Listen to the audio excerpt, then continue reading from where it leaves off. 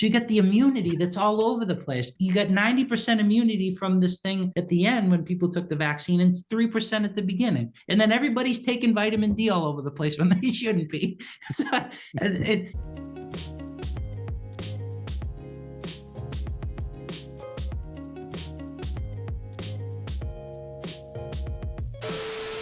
the discussion about vitamin D has really kind of come a long way. And to your point, there's been quite a number of studies that have been released over the last couple of weeks about vitamin D. So, and one of them says that vitamin D was not very effective in treating COVID. And you, in your analysis, basically shredded that study piece by piece. And so I'd love to have you walk us through that and talk about the shortcomings you found in that study. Oh, sure. I believe the vitamin D study that you're referring to, it's a study from the UK. It's called CoronaVit. It's a randomized controlled trial. It's a phase 3 randomized controlled trial. It contains 6,000 people. They were all age 16 plus. They were randomized to either an 800 IU a day dose, 3,200 IU a day, or no treatment group.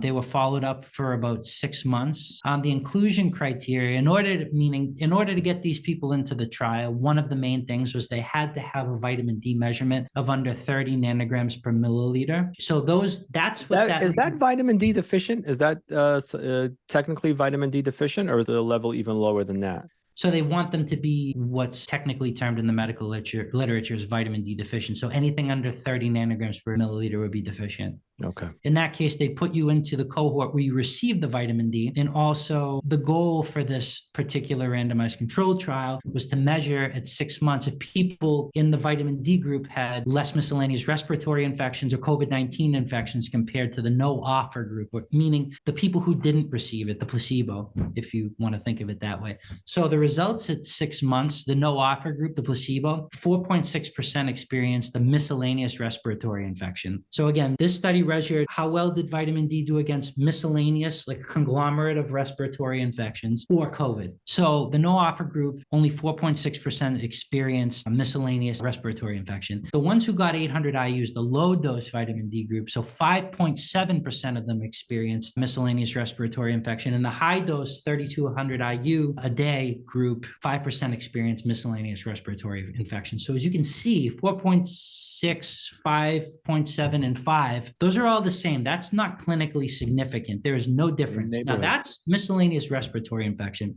So according to the authors, vitamin D failed on miscellaneous respiratory infections. When you look at COVID infections, all groups across the board, one was like 2.7, one was 3.1, another was 3.9, between high dose, low dose, and no offer experienced COVID-19 infections. So from that data, they said that, well, because the proportions are equal of infection, then there's no benefit for COVID-19 and there's no benefit for miscellaneous respiratory infection. Or the biggest problems, I mean, I could only type so much in that paper that I wrote about, that I published. That's probably a bad sign. I'm not a scientist, but I think it's a bad sign when someone comes to critique your work and they don't know where to start. These papers are not easy to do, and there's always going to be holes in studies, but this one was terrible. Right. Terrible. I would never have put my name on something like this. So people initially that were excluded because they had higher than normal vitamin D levels, those people were retested 2 months into the study. And if they dipped below 30, so if it was a winter month and they dip below 30, they'd add them into the study 4 months into the study. You need to have the same amount of people throughout the trial. The study right then and there should have been shut off for that reason. Completely inconsistent. You can't trust the results. No. And the other problem with this paper was they defined, actually, to your credit, they defined baseline vitamin D as 30 nanograms per milliliter. There's a lot of other data out there to suggest you don't really see the benefits unless you're at 50 or 60. So it could be argued because this was so low at a baseline that maybe you weren't going to see an effect anyway. So no effect anyway. They added people in when they shouldn't have. So those are two major things. I'd say the third thing is, turns out 50% of the placebo group took vitamin D at home anyway. What is this? What is going on here? This is out of control. So remind us again what the point of a placebo group is. Yeah, right. Jeez. I can't even deal with it. It's unbelievable. So the final thing you could argue is that when the study started, because it was earlier in the pandemic, no less than like 2.5, but no more than 3% of individuals in the study enrolled were vaccinated. But by the end, 90%. So you get the immunity that's all over the place. You got 90% immunity from this thing at the end when people took the vaccine and 3% at the beginning. And then everybody's taking vitamin D all over the place when they shouldn't be. And the whole narrative they propagated around this was that this was a great study. There's another vitamin D study I think you mentioned by Gibbons et al. That was a good one. It was better than this one, I'll tell you that much, that we just went over.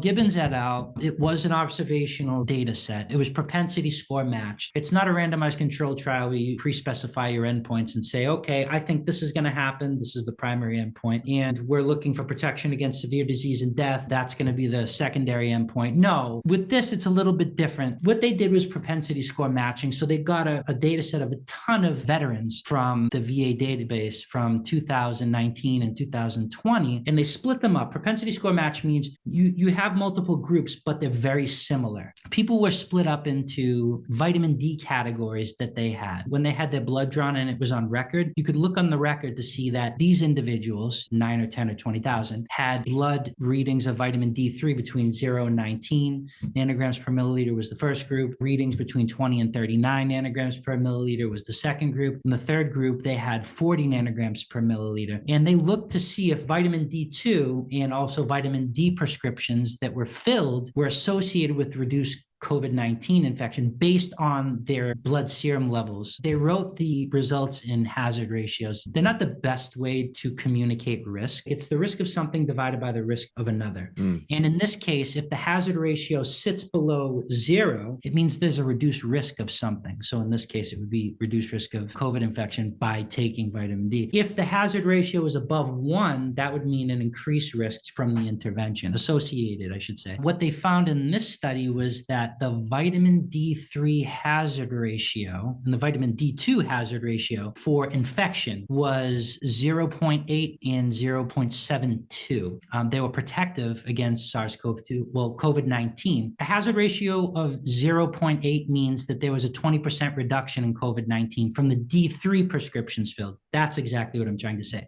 And that hazard ratio I just explained of 0.72, which was the D2 prescriptions being filled, that means there was a 28% reduction in COVID-19 with that group. So how did vitamin D stack up with protecting against mortality? Within 30 days, they looked at, hey, will this protect me against infection? And then also in 30 days, if I get infected, am I going to die? So the mortality, the risk for mortality expressed in hazard ratio for D3 was 0.67. D2 prescriptions filled was 0.75. So that means the D3 prescriptions filled were associated with 33% less death, and the D2 prescriptions filled were associated with about 25% lower death. No, I was just going to say, so in other words, it works. It does. The data indicates there's definitely an association with reduced death. A couple of things here. The drawback to this, and I'm not saying this is the end all be all, but we've really transitioned into randomized controlled trials since the 70s, but this was not an RCT. That propensity score matching, that first thing I desperately tried to explain,